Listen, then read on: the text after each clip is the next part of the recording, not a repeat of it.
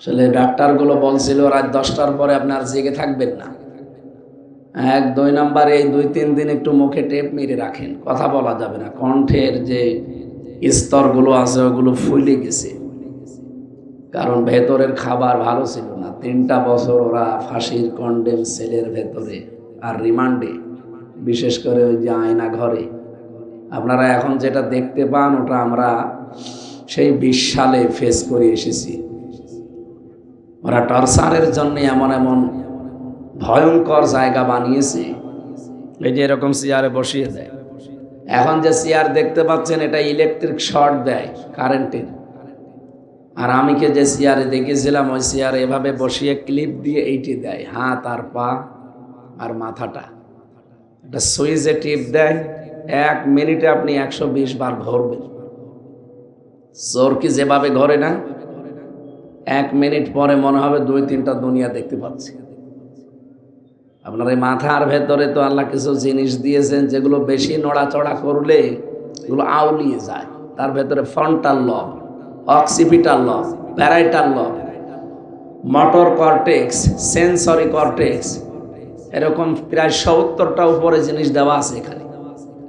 এটা যত ঝাঁকি হবে তত ওই বিষয়গুলো। মগজ দেখেননি আপনি, মাথা এখন এই খাপড়ি খোলেন দেখেন মগজ বের হবে। এর ভেতরে সূক্ষ্ম সূক্ষ্ম তার দেওয়া আছে। বিজ্ঞান প্রমাণ করেছে এই তারগুলো যদি কারো একটা অকেজে হয়ে যায় তাহলে মানুষটা পাগল হয়ে যাবে। আল্লাহ রাব্বুল আলামিন বড় ইঞ্জিনিয়ার। যত ইঞ্জিনিয়ার দুনিয়ায় আছে সবচাইতে বড় কে? আল্লাহ। ইঞ্জিনিয়ারদের মাথায় এই ইঞ্জিনিয়ারিং বুদ্ধি দিয়েছেন, তিনি নিজে আমাদেরকে হাতে করে বানিয়েছেন। তো সেই হিসাবে একবার যদি 1 মিনিটে 120 বার ঘোরে তাহলে সেকেন্ডে কয়বার? সেকেন্ডে 2 বার ঘোরে। চিন্তা করতে পারবে? এরপরে এমন মেশিন নিয়ে আসে এই হাতের সাথে আর পায়ের সাথে মিল করা আছে। ওই মেশিন আমার কাছেও নিয়ে এসেছি। এভাবে একটা টিপ দেবে আস্তে করে, এই আঙ্গুলগুলো সব খুলে চলে যাবে, নখগুলো। একবারে যদি 10-20টা নখ খুলে চলে যায়, কি যন্ত্রণা হতে পারে আপনি টের পাচ্ছেন? কষ্ট মাপার একটা যন্ত্র আছে, নাম জানেন? এই যে কষ্ট হয় মানুষের, কষ্ট পরিমাপ করার জন্য একটা যন্ত্র আছে। পৃথিবীতে মানুষের শরীরের সর্বোচ্চ 45 ইউনিট কষ্ট দিলে সে মারা যাবে। কত? আপনি কি হাঁ করে আছেন না শুনতেছেন? পাগল হয়ে গেছে। আমার বর্ণনা শুনে যদি এরকম হয়, আপনারা ওই জায়গায় নিয়ে গেলে আপনি তো আতঙ্কে মরে যেতেন। আমি যা বলছি 100 ভাগের 1 ভাগ, এর চাইতে 99 ভাগ কষ্ট ওখানে মানুষকে দেওয়া হয়। তাও তো আমি মিনিটায় ছিলাম। বিগটায় যে কি কষ্ট, ব্যারিস্টার আরমান ছিল বিগটায়। পেছনে হাত বেঁধে একটা মানুষকে 8 বছর ফেলে রাখে, 1.5-2 মিনিট সময় দিত টয়লেট করার জন্য। 24 ঘন্টার ভেতরে একবার। সকালবেলা কয়টা পচা ছোলা দিয়ে যেত। সকাল না বিকাল তাও তো জানি না, কারণ 24 ঘন্টায় একই মনে হয়। সব সময় তো আলো জ্বালানো, রাত দিন বোঝা যায় না, কোনো আওয়াজ নেই, মাটির নিচে। 2 নাম্বারে দুপুর বেলা 1 মুঠ খাবার দিয়ে যেত, মনে হচ্ছে কেউ মাখিয়ে দিয়েছে।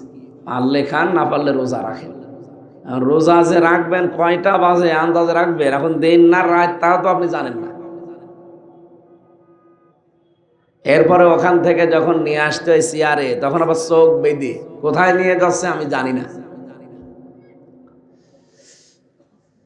এতগুলো নখ একবারে শরীর থেকে যদি উঠে চলে আসে এই মেশিন টিপ দিলে, এরপরে আবার পাতলা মিহি লবণ ছিটিয়ে দেয়।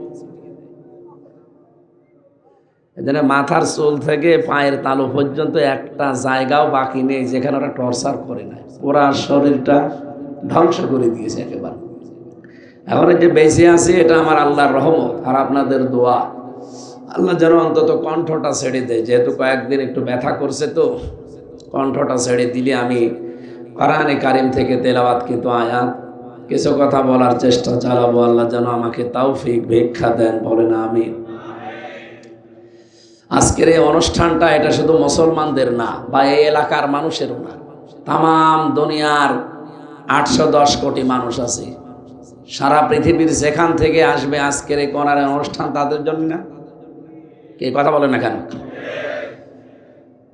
আমরা অনেকে হিন্দু ভাইদের কিছু ভোট পাওয়ার জন্য নিজের ইমান পর্যন্ত বিক্রি করে দেই। কি বলি যে ধর্ম যার যার, উৎসব সবার। এই কথাটা কোরআনের সাথে সাংঘর্ষিক না? মানে আপনি আমার চাইতে বড় মুফতি হয়ে গেছেন। আমার নামের আগে মুফতি লেখা দেখতে পাচ্ছেন, সরকারি সার্টিফিকেট। এটা ভালো করে খেয়াল করেন। ধর্ম যার যার, উৎসব সবার, এ কথা বলা জায়েজ নেই কেন? লাকুম দীনুকুম ওয়ালিয়া দীন, এই আয়াত অনুযায়ী আল্লাহ রাব্বুল আলামিন জানিয়েছেন যার যার ধর্ম তার তার উৎসব। কিন্তু আজকের এইটা কিন্তু শুধু মুসলমানদের না, এই কোরআন শরীফ যেমন তামাম দুনিয়ার সবার জন্য, এই অনুষ্ঠানও সবার। কথা বুঝতেছেন? আল্লাহ রাব্বুল আলামিন জানিয়েছেন হাদা বায়ানুল লিন্নাস, এ কোরআন মানুষের জন্য। বর্ণনা দিয়েছি আমি এর ভেতরে। লাম শব্দটা আরবি গ্রামার অনুযায়ী 19টা অর্থে আসে। কয়টা? বালাগাত মান্তেক যারা পড়ায় বা পড়ে দেখবেন এখানে 13 নাম্বার একটা কায়দা আছে। লাম ব্যবহার করা হয় জীবিত মানুষদের জন্য। দুঃখজনক হলেও সত্য, আমাদের দেশে জীবিত মানুষকে কোরআন শোনানো, কোরআন বোঝানো বড় কঠিন হয়ে গিয়েছিল। 14 জায়গায় পারমিশনের ব্যবস্থা করতো জালেমরা, অত জায়গায় কেউ যেন না যায় আর কোরআনের অনুষ্ঠানও যেন না দেয়। উদ্দেশ্য ছিল তাদের এইটা।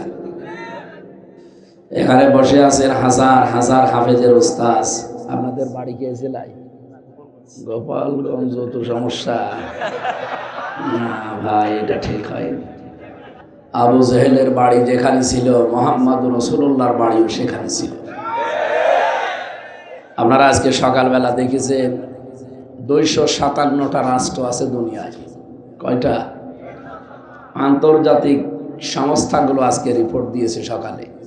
খোঁজ খবর রাখেন পৃথিবীর। তারা রিপোর্ট লাগিয়েছে তামাম দুনিয়ায় 257 জন মানুষ রাষ্ট্র পরিচালনা করে। তার ভেতরে সবচাইতে নিকৃষ্ট শাসক হাসিনা।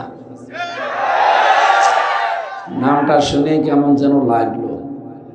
2 নম্বরের তালিকায় এসেছে সিরিয়ার প্রেসিডেন্ট ছিল সাবেক বাশার আল আসাদ। এদের মতো নিকৃষ্ট মানুষ দুনিয়ায় আর নেই। এটা মানুষের তৈরি করা তালিকা করা। এখানে যদি এরা নিকৃষ্টে 1 আর 2 যায়, আল্লাহর তালিকায় এরা আরো মনে হয় উপরে থাকবে। কোরআনে কারিমের সূরা শূরা 42 নম্বর আয়াতের প্রথম অংশ আপনি দেখবেন, ইন্নামাস সাবিলু আলাল্লাযিনা ইয়াজলিমুনা নাস। আল্লাহ এখানে ইয়াজলিমুন আল মুসলিমুনা দেয়নি, আল্লাহ দিয়েছেন ইয়াজলিমুনা নাস। নাস মানে মানুষ। হিন্দু মানুষ না, খ্রিস্টান মানুষ না। হ্যাঁ, তারা আল্লাহকে মানে না, এটা ঠিক আছে, কিন্তু তারা মানুষ। ওয়ালাকাদ কাররামনা বানি আদম, আমি বনি আদম সন্তানকে সবচাইতে বেশি সম্মান দিয়েছি। বানি আদম বলার আগে আল্লাহ 2টা শব্দ দিলেন, ওয়ালাকাদ, ওয়া একটা, লাম একটা, কদ একটা। কত বড় গুরুত্ব শব্দ, গুরুত্বপূর্ণ বিষয় এগুলো। আল্লাহ গ্যারান্টি দিয়ে বলছেন অবশ্যই অবশ্যই কাররামনা, আমি নিজে। জামা মুতাকাল্লিম এটা। আল্লাহ বলেন আমি নিজে সম্মান দিয়েছি বানি আদম, বনি আদমকে। নবীজি একবার মসজিদে নববীতে বসে আছেন, একটা লাশ যাচ্ছিল। বিশ্বনবী দাঁড়িয়ে গেলেন। সাহাবীরা বলেন হে রাসূল আপনি দাঁড়াবেন না, এটা ইহুদির লাশ। নবীজি বললেন দেখো ইহুদি তাতে কি হয়েছে, সে তো আদম সন্তান, মানুষ। আমি মানুষকে সম্মান দিয়ে দাঁড়িয়েছি, যাদেরকে সম্মান দিয়েছেন সরাসরি কে? বলেন তো আল্লাহ যাদের সম্মান দিলেন, লক্ষ লক্ষ সৃষ্টি আছে আল্লাহ, তার ভেতরে আশরাফুল মাখলুকাত শুধু মানুষকে বলা হয়। এত সম্মানিত মানুষদের সম্মান নিয়ে সিনেমিনে খেলা হয়েছে এই 15 বছরে বেশি। এই কারণেই বিশ্বের মানুষগুলো তালিকা এটা আসতেছে যে নিকৃষ্ট মানুষ এই মহিলা। যেহেতু নবীজি মুহাম্মদ রাসূলুল্লাহকে আল্লাহ পাঠিয়েছিলেন মক্কায়, আবু জেহেলকেও পাঠিয়েছিলেন কোথায়?